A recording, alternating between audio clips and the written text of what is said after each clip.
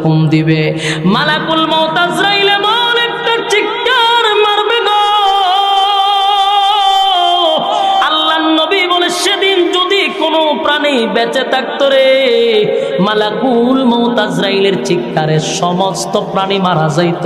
চিৎকারে আজরাইল চতুর্দিকে দৌড়াইতে থাকবে আর চিৎকার দিতে থাকবে, আল্লাহ আমি তো আজরাইল সবার জান রূহ কবজ করছি, আমারে কি দিয়া কবজ করবেন? আল্লাহ কয় আমার হুকুমটাই তোর জান কবজ করে ফেলবে। আল্লাহ হুকুম দিবে, মালাকুল মউত আজরাইল চিৎকার দিতে দিতে মালাকুল মউত আজরাইলও শেষ। এখন আর কেউ নাই, শুধু বাকি আছে কে? জোরে কোন কে? ইমানের শক্তি দিয়া বলেন কে? আরো জোরে বলেন কে? আল্লাহ ছাড়া কেউ নাই গো, আল্লাহ ছাড়া কেউ নাই, কেউ নাই, কেউ নাই। সব ধ্বংস হয়ে গেছে, সব ধ্বংস হয়ে গেছে।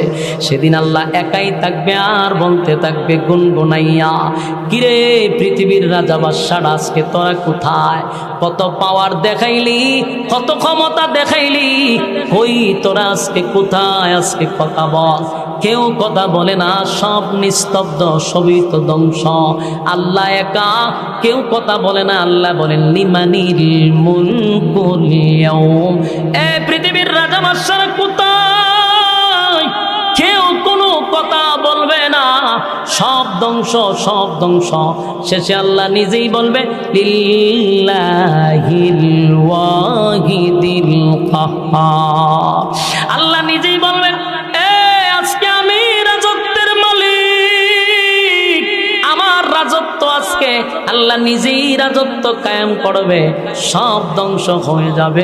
আল্লাহ নিজেই একা থাকবে, আল্লাহ চিরঞ্জীব, আল্লাহর কোনো মরণ নাই, আল্লাহর গুম নাই, আল্লাহর তন্দ্রা নাই। জুরে কোন সুবহান।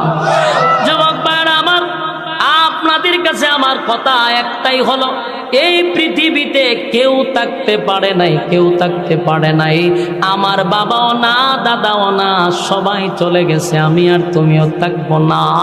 চলে যেতে হবে 100% জানার পরে এত নাফরমানি কেমনে হয় আমার বুঝে আসে না। আমিও জানি চলে যাব, তুমিও জানো চলে যাবে, চলে যাবই তো, থাকবো না। আমার আগেও কেউ থাকলো না। তোরার কাছে গুফনি মারিফতের সব কিতাব হইয়া যায়, কিয়ামতটা হয়ে গেছে না তোরারে? হয় শরীয়তের মৌলবীরা যা জানে তা আমরা ফার কইরা কখন মারিফতে ঢুকছি। তো